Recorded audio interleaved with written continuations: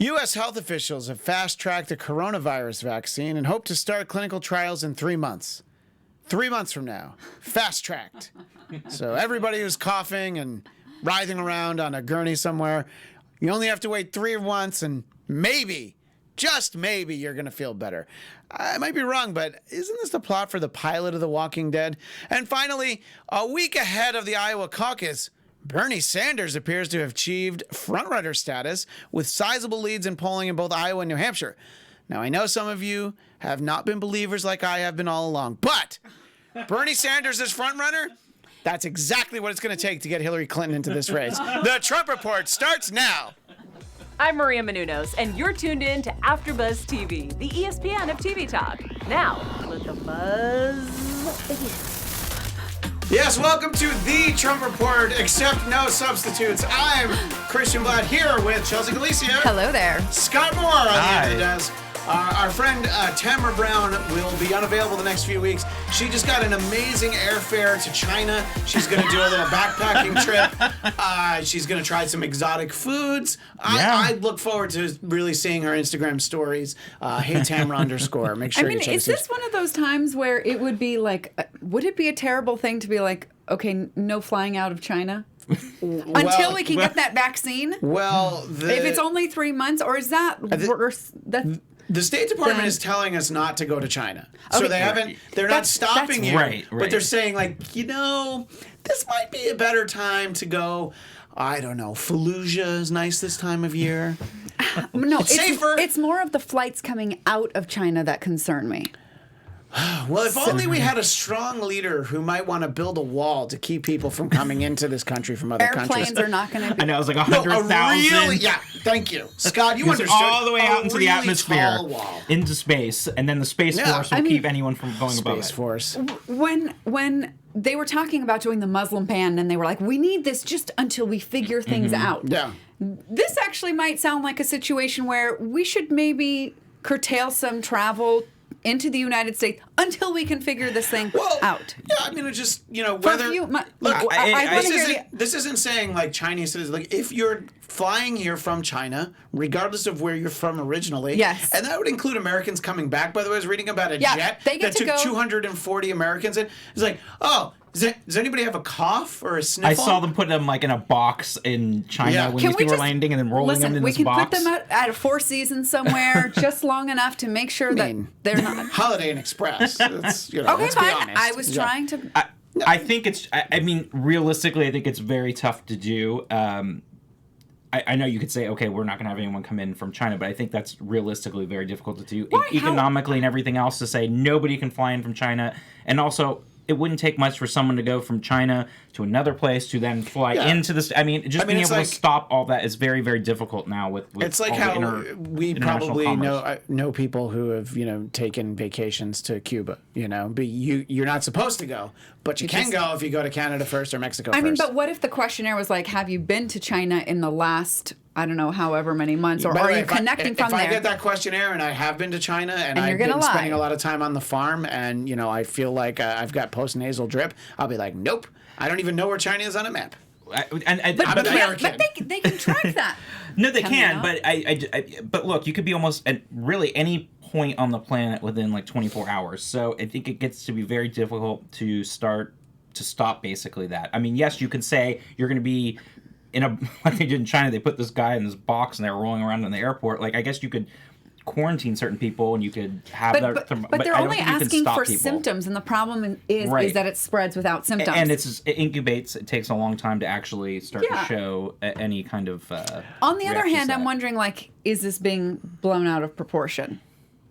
I mean, I think it might be blown under proportion. I don't think that's the right turn of phrase. But you're seeing there's how much should we trust the Chinese government when it comes to this? And we're getting all sorts. When it comes to this, when it comes to like any. Well, no, but just we're just talking about this. We don't have to talk about the way they treat students publicly demonstrating in the square. We're just talking about this right now. And are they a reliable source? I mean, we hear a lot about fake news in this country, but I don't know that China invented it, but they certainly have perfected it. And you're getting reports, and you look at social media, but you're here. There's a video from a nurse that they tried to discredit, but it was like, yeah, it's kind of like 90,000 people have this, and they are building hospitals. 90,000 people. That's what this nurse said. And they're like, no, it's not that many. But they're building hospitals specifically for these people. And this city that it originated in, Wuhan clan.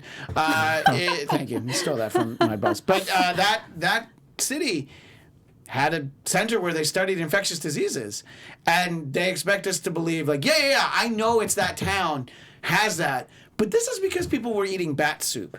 And that was one of the theories. The other one is you caught it from snakes. There's a lot of these theories that are just like, I don't think I believe that. I think if it starts in the city where they it's like those people maybe you don't believe wash it's the bat soup? No, I don't think it's the bat soup, which, by the way, looks delicious. Really? No. I've tried a lot of crazy food and yeah, but you see that picture of the bat soup. But yeah. I don't know if I'd even go with that. But I just think it's difficult at this point to be able to stop international commerce to a point to that point where you're not letting anyone come in for a couple of months. China. But does commerce stop? I mean, we still have the internet. I mean, or unless the internet is now transmitting it. We have the internet. They don't really have the internet. They have internet light. I'm saying commerce and the fact that you have people going back and forth that are also bringing, it's part of the economy of people going back and forth and traveling and everything else and spending money That's here. That's actually very curious.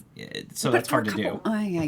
But the I know for sure that the commerce involving China, it is way down. In fact, this sounds really kind of funny, but one of my mom's commercial buildings is in an area of LA that is predominantly her tenants were Chinese. And in the last year, many of them have left, and this building of hers always had 100% occupancy. Sure. And now there's a lot of vacancy. So even on that small scale, we're seeing the difference it makes. I'm just wondering if, 3 months until we get that vaccine, that was 3 months of the test. But I was going to say that was different reasons. That was the government in China having Chinese investors pull back from spending here, because remember also in California we had so many Chinese investors coming in and scooping up real estate here for a very long time, and then they wanted to sort of like the U.S. repatriate the money back to China, and they didn't want people going out, and so that's already been kind of an ongoing thing. So yes, this just adds to it, of just the pulling back. But I don't think you can say we are banning outright people from China, one of the most populated country in the world. It's just too difficult to be able to stop all the travel everywhere and for it to spread, unfortunately.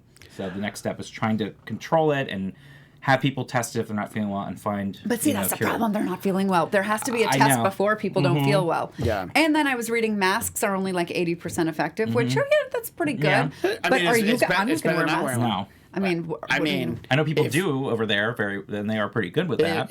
If we were doing this show in Beijing, right, when I went outside, I'd probably wear. By the way, I'd wear a mask. I don't know if either of you ever been to Beijing. I have. Yeah. And just like the air is so thick that I would probably wear a mask. To be fair, I didn't at the time I went. Yeah, but you should wear it even if there's not any threat of a communicable disease or anything like that. In the chat, Mo Giants points out flying isn't the only way out of China. It's true. It's true. You got to stop it's just slow the quickest. boats. And then also, how much can you trust the U.S. government or any government for that matter? Absolutely. That's true, too. I mean, that's absolutely true. But we're just focused sort of on this one thing that I very much don't believe their account. And I don't think that they're being forthcoming with what they know about this. So you think it's 90,000? I hadn't heard that figure. No. I just heard that's one video. I think that, this is just this is a nurse who has theoretically treated people. That sounds particularly high. Like, how would somebody know 90,000? That's did it say 80? I thought 80,000 was the number that was thrown that's out. still fine. I mean, that's 100 people dead. You talk to other nurses, maybe. You start to hear. And I mean, look, they're building a hospital. They're building 2 hospitals specifically to treat this. And you see videos of people riding around. You see people falling down in the streets, and you're just like, Yeah, I mean, I made a joke about it at the top of the show, but there have been a lot of movies in the last 10, 15 years about plagues that spread. I mean, it's the reboots. I was about to watch a Netflix show, Pandemic, and then I was like, well, it'll freak me out, so never Probably mind. would. Like the current Planet of the Apes films, they start with a plague like this, and a lot of these zombie apocalypse. It's all sort of the same things about how very easy it is for these things to spread. And like at first, everybody's like, oh yeah, that's happening over there. But it's like, well, we've got like 5 in this country and 3 in Canada that we know of. One in LA, right? Yeah, I believe that they found that one at LAX. So I think that possibly that person is in quarantine. Anyway, we have to keep an eye on all of this stuff. But it's when you think about it. It's horrifying because you're like, yeah, you can't actually do anything. We can't do anything to stop it. If it ended up boosts our own immune systems. If it ended up in North Hollywood, yeah, but I mean, it's not like it's not like you're getting like you take a flu shot, you can still get pneumonia. It's like you're not protected from everything. You still get the flu, just maybe not bad, but yeah. So you don't know how to protect yourself from this. Yes, of course. Garlic, ginger. Oregano oil. So I'm trying to think. I know we were talking about bats before, but do you think that this is a vampire flu? Is that why I'm just saying foods like garlic are antibacterial and antiviral. So there are people who believe that if you load up on that, assuming it's prepared correctly, that you make your own immune system stronger. And you always wash your hands. You get plenty of rest. You exercise. I mean, you do common sense things to at least help. The things that we should all be doing already will just help. You get through it too. And just make sure that your bat soup is properly baked it's before you have it. Yeah, just you make sure it's prepared from a licensed vendor. Don't buy your street bat soup. Right. You get it from a restaurant that has an A rating. That's the advice that I can give to our viewers in China. In any case, I didn't realize we would spend so much time on that, but it's. If you could find something that's scarier than what's going on here in the United States, it would be that. But there's a lot of news out of the impeachment, and I know everybody's been riveted by all the impeachment hearings and, depositions. Well, outside maybe of LA, I feel like LA has not been. Oh, yeah, I'm joking. I don't think anybody... I think people that follow politics very closely are paying attention to it. I think your average American, and I'm not even talking about just like in flyover country, people who don't... Flyover country, we are not supposed to say that anymore, Christian. So you stop in Iowa and Wyoming, you don't fly over it? Like, yeah, I've flown over a lot of the country. I've also driven through a lot of it. But, He's undoing all the work that we're doing to try and be inclusive of the whole country and not let anyone feel over. Yeah, well, look. Underseen? Underseen. I know it's going to say underseen too. I'm like, wait, that's not right. But I thought that, since Sunday, like the entire city has been in a bit of a depression. Mm-hmm. And so the news about impeachment is just a little like... Yeah, I don't think people were that focused on impeachment here. No. Obviously, yes, the news here in Los Angeles would be about Kobe Bryant and his daughter and everyone that was on the helicopter that unfortunately crashed.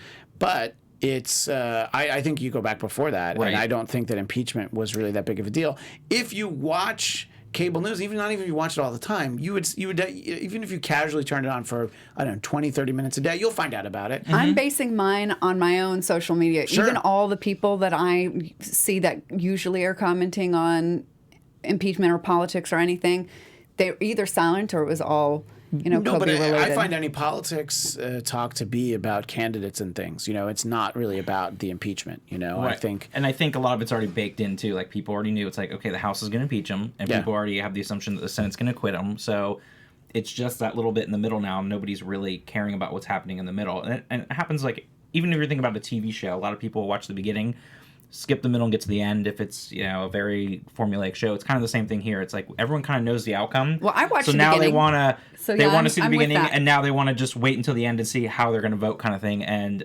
because they feel like it's already baked in. So I think that's part of the reason why nobody is putting much effort into it, because they feel like it's a far-gone conclusion, which is sad because it's very important that people should be. And even myself, I couldn't listen to some of it because it just felt so Which ridiculous part, to me. the House managers or the president's lawyers? The lawyers part, because it was so ridiculous. So I should have tried to listen to it more, but it just was ridiculous. I don't want to cast aspersions, and I don't want to judge too quickly. But if you were on trial for, high crimes and misdemeanors, would you want, maybe not directly on your legal team, but an advisor to be, I don't know, somebody who's represented O.J. Simpson, Klaus von Bülow?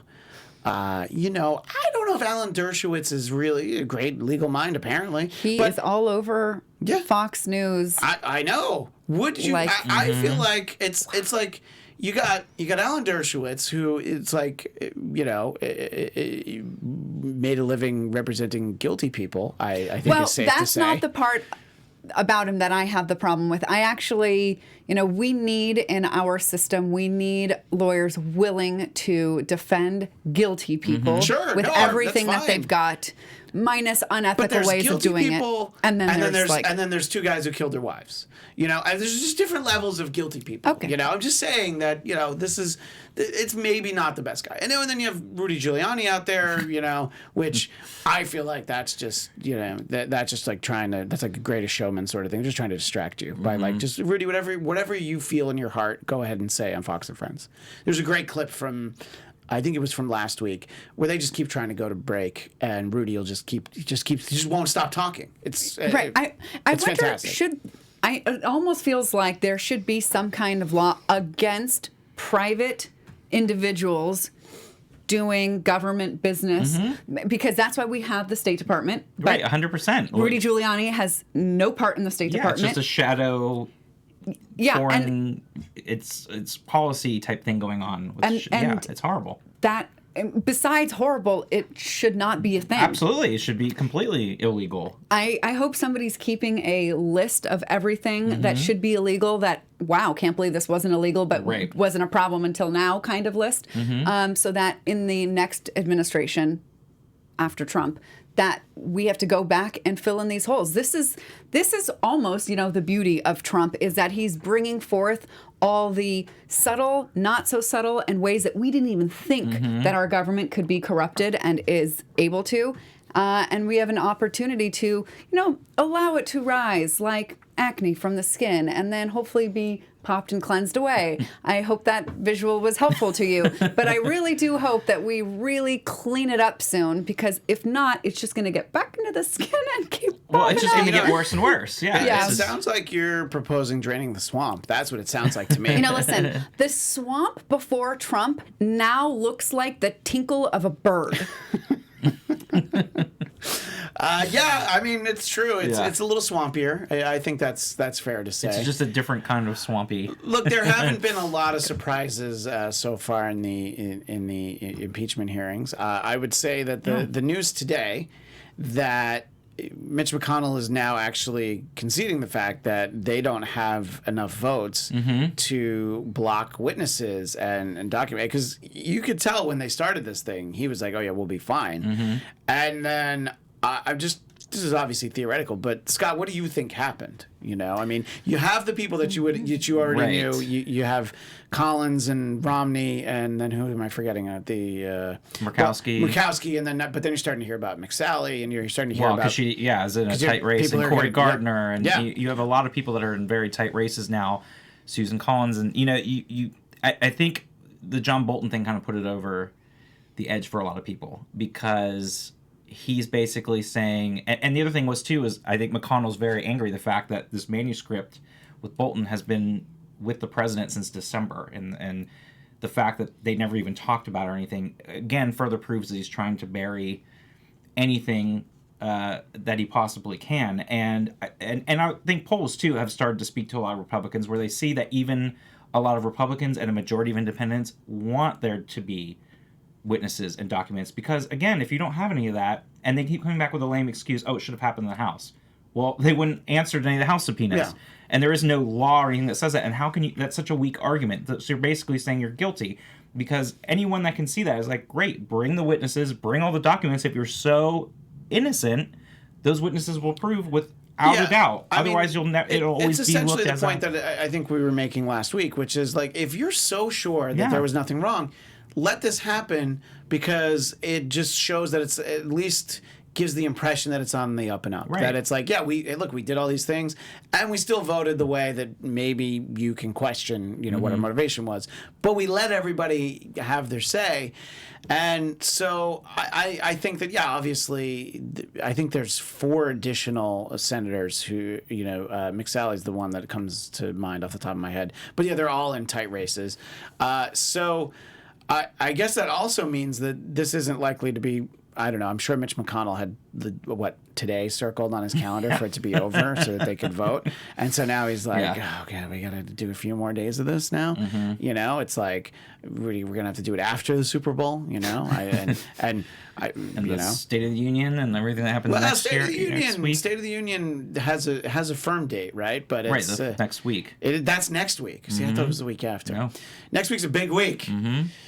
Yep. We got Iowa next week, too. And, Scott, you're going to be gone next week. Oh, sad. You're going to... You sounded like the president. Sad! Exclamation point.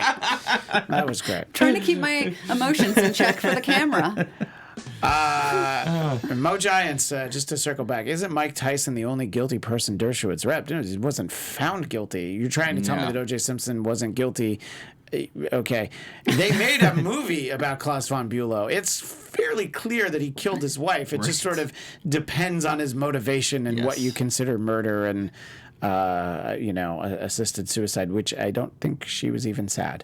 I think, not even my version of sad. Yeah, right. So, but anyway, and it's so yes, I guess if this were a court of law, which it's not, I would have said alleged, but I don't know. I live in a world where O.J. Simpson's a murderer. Okay, I just that's I know that's a hot take, and I apologize for that, but anyway, bringing controversy to the Trump report. Yes, exactly. So people are shocked to hear that. Anyway, so it really seems like John Bolton is, by the way, has anybody ever had better book promotion than John Bolton's getting? Like, I mean, right? I want to read this book.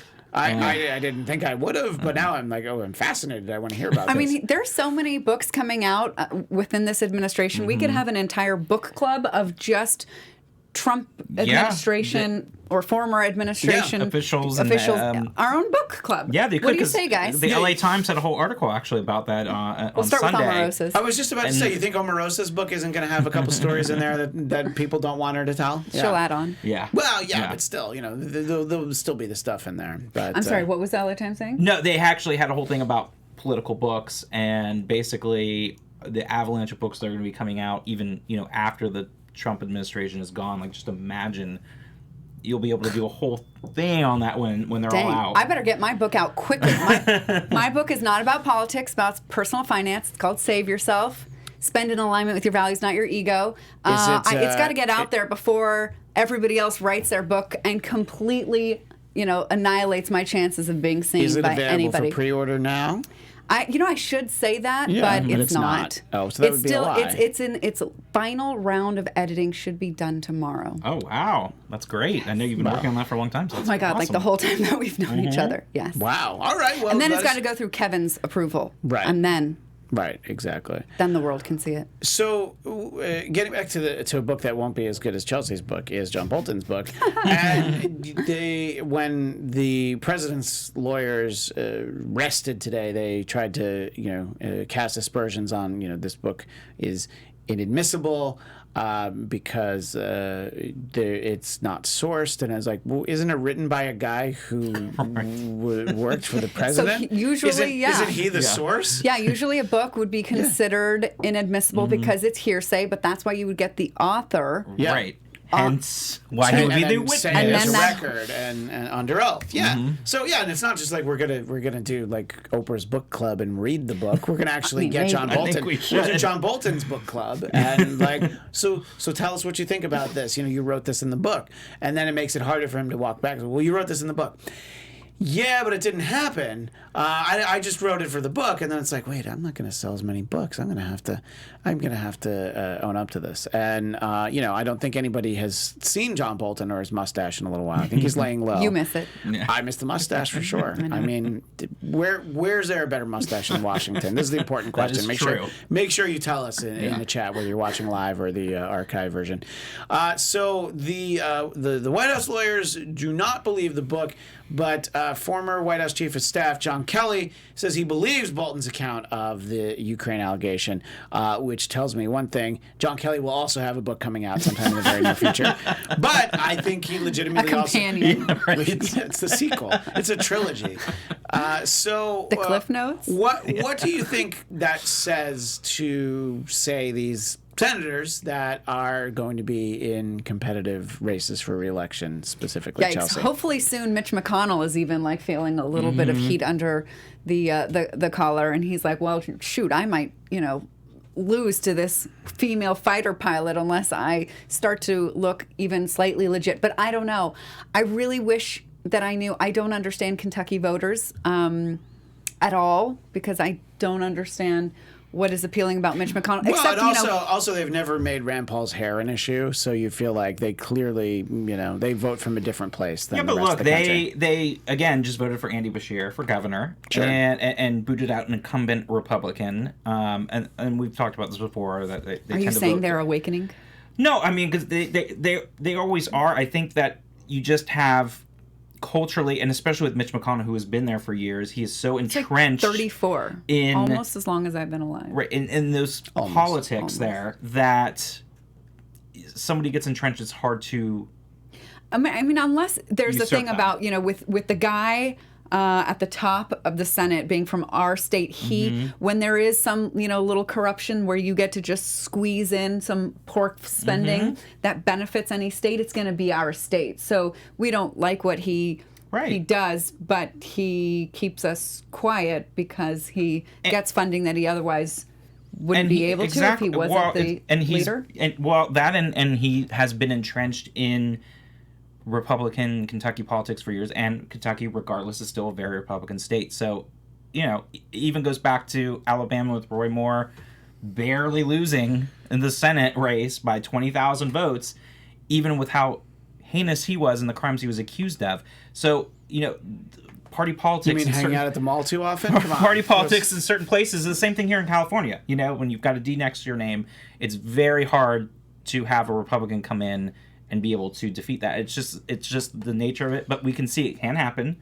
And we saw it again this fall in Kentucky, and you saw it again with John Bel Edwards winning re-election as governor Well, of Louisiana. I like how your faith is restored in Kentucky. I'm not thinking that Mitch McConnell is going to lose necessarily. I think the Senate could definitely go to the Democrats. I think he's just very firmly entrenched in Kentucky politics, and people know who he is, like him or not. He's a force that people know and are not going to necessarily. Yikes! Come on, Kentucky. No, but I was very proud of the fact that they booted Bevin in the fall, and it shows that it is possible.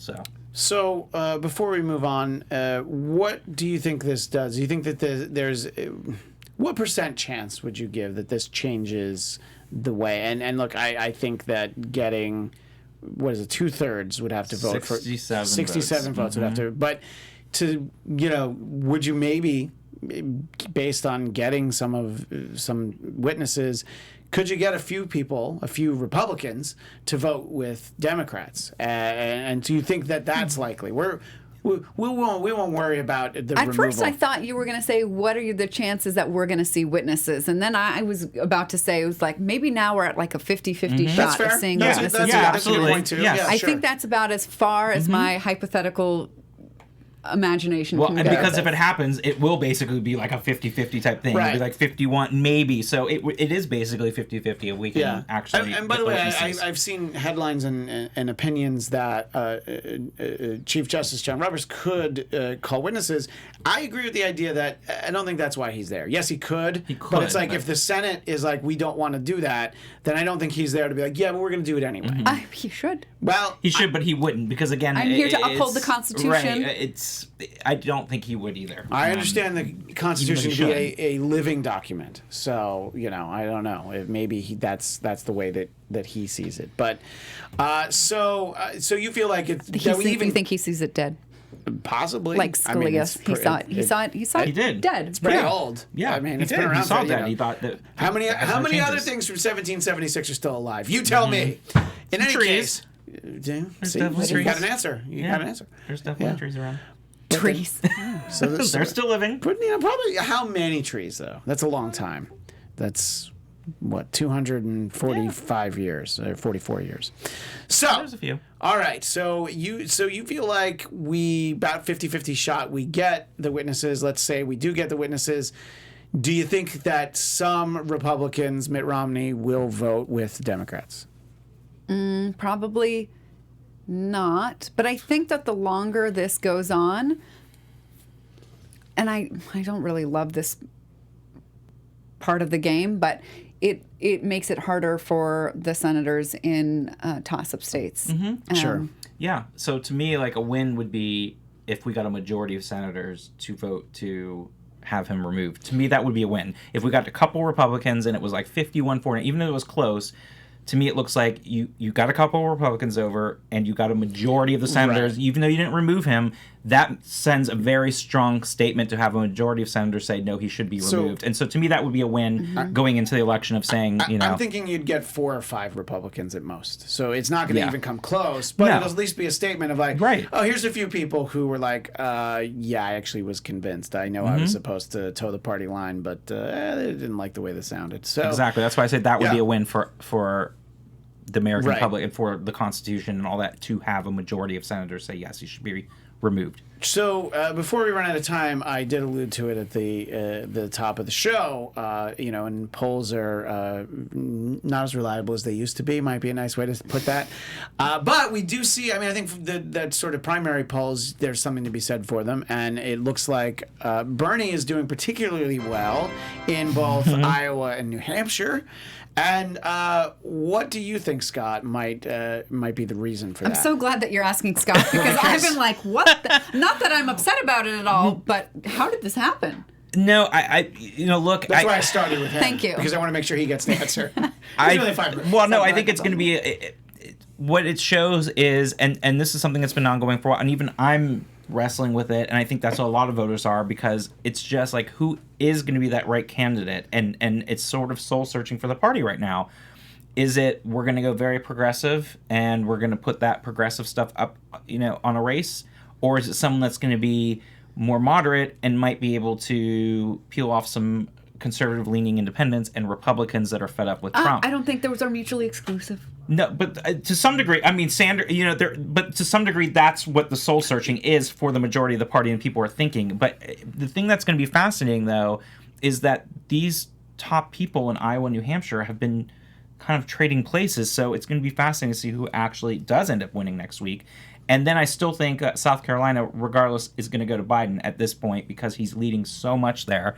So it's going to be kind of fascinating the next month or so to see where it ends up, because then, of course, March 3rd is when we have the big Super Tuesday, including California, and that's really going to, I think by then we're going to have a pretty solid idea of who has the momentum. So, again, it's sad to say, but Iowa and New Hampshire don't necessarily have the clout like they used to. Right.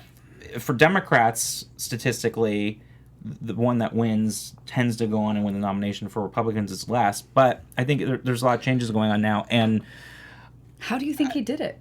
Biden? No, Bernie. Bernie? To get well, up, so... I mean, for me, I think that, look, there's not a lot of passion or excitement for Joe Biden. Right. There was a lot of like, well, I feel like he can win. Yeah. And, that's the way that people felt who supported him. But Bernie has always obviously had, he's inspired people, and he has a little bit more of a movement. I mean, it's not Obama level, and I know you don't like the comparison, but it's not the way that Trump supporters were motivated. I mean, it is sort of that idea, though. It's just like, yes, what this guy says, I really connect with this. I want to go out and do things for him. Whereas Joe Biden, you're like, oh, yeah, I like some of what he has to say, and he'll probably win. I mean, I don't know. I feel like that has just built, and Bernie's been able to add on to it in these the polling, at least for these early For me, the contest. surprising thing was that Elizabeth Warren before seemed like she had momentum on her side, and then that it flipped with Bernie is the part that's interesting to me, and which maybe I haven't been paying close enough attention, but I can't really see why that is. Not that I'm. I had really thought this whole time that it was Bernie that allowed Elizabeth to be the front runner, because with him being a little more to the left of her, she could seem more moderate and she could seem more, quote, air quotes for sure, reasonable, and not so, quote, air quotes again, radical. But that people are taking a serious look at Bernie makes me, very excited. And that we can have President Bernie and Senate Majority Leader Elizabeth Warren.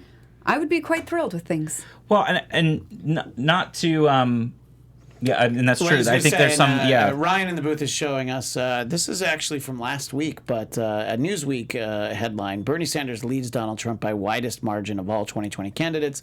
I mean, look, and that makes you have sense. to notice things like that. That Absolutely. a little makes sense to me, because I've heard so many Trump supporters say, I would have voted for Bernie. Mm-hmm. Right. Yeah, well, I mean, and look, I mean, when you try to think about just in terms of as a TV show, what's an entertaining debate? Who do you want to see talking to each other? Probably Bernie and Trump. I'm just saying that some people maybe don't look at it that way, but they're like, oh yeah, I'd like to see the two of them, go at it as it were. And I think that, by the way, you referenced Super Tuesday in the beginning of March. If things stay kind of on this track after Super Tuesday, that'll be when I start to think maybe that Hillary's not getting in the race, but I still won't be 100%. I won't be 100% convinced. But Super Tuesday is probably where I'm like, okay, maybe she's not, but maybe she's not. Yeah, exactly. Yeah. She still swooping in the end. But I think also Biden has. I keep saying Biden. Bernie has a lot of passionate supporters, like we were talking about. And in 2016, he came very close to beating Hillary in Iowa. He won in New Hampshire, so he's sort of that known entity beyond Joe Biden. So if people are starting to feel like, ooh, we don't know if Joe Biden has it, and maybe he's past his prime now and he's just not there, and other people that have been very passionate about even Elizabeth Warren, but see that Bernie Sanders has some momentum, might be more comfortable now going back towards him. And because he's a known entity in those places, I think it's helping him as people are starting to make their final decisions, because people have just been going back and forth right now and not quite sure, and that's why you've seen everyone kind of jump around from first, second, third, and back again, because Buttigieg was leading at one point, and then you had Biden in one poll that was leading again in Iowa, then you had Elizabeth Warren right there. So the big challenge is going to be they have to keep it about 15% to be able to get any delegates at all. So that's really the number you want to look at. So where is that third and fourth place people, is that Amy Klobuchar? Is she going to be able to... Is Elizabeth Warren even going to hit that threshold if you have Biden and Sanders and then maybe Buttigieg? So that's the number you really want to look at in Iowa. Buttigieg right now is above Warren? Mm-hmm. Wow. Yes. I have seen that. Yeah, and so there was some that she was below that 15% threshold, which means she wouldn't get any delegates. So that's really a number you want to watch Senate next Majority week. Leader Warren. Wow. Yeah, so that's the number. Perfectly good ring for me. But that's the number you want to watch for, and same with Amy Klobuchar, because the fact that she's a next door neighbor from Minnesota, and if she can't seem to get some momentum from Iowa, and stays below that 15, it's going to be very hard for her to really pick up from there. So that's the number you want to watch next week and see where everyone kind of settles in, because the first three places is really not going to matter once you get to New Hampshire and South Carolina, because they're going to kind of swap places. So it's really that 15% threshold. Well, the shocking thing is that, believe it or not, on our next episode next Tuesday, we'll be able to talk about the Iowa caucus. Now, we can consider possibly doing the show a little later that night so we can also talk about the State of the Union, but we'll figure that out, and we'll let you know when you can watch. But we will be on next Tuesday, February 4th. But... until then, Scott Moore, where do people find you? At SMan80. And Chelsea Galicia. At Chelsea Galicia. And you can find me on Twitter and Instagram at ChristianDMZ. And you can find Tamra Brown, I think, wandering around the Forbidden City with a slight cough. We hope she's feeling better soon. But that is all the time we have now, and we will see you next Tuesday. Thanks a lot, everybody. Bye. Our founder, Kevin Undergaro, and me, Maria Menounos, would like to thank you for tuning in to AfterBuzz TV. Remember, we're not just the first, we're the biggest in the world, and we're the only destination for all your favorite TV shows. Whatever you crave, we've got it. So go to AfterBuzzTV.com and check out our lineup. Buzz you later. The views expressed herein are those of the hosts only and do not necessarily reflect the views of AfterBuzz TV or its owners or principals.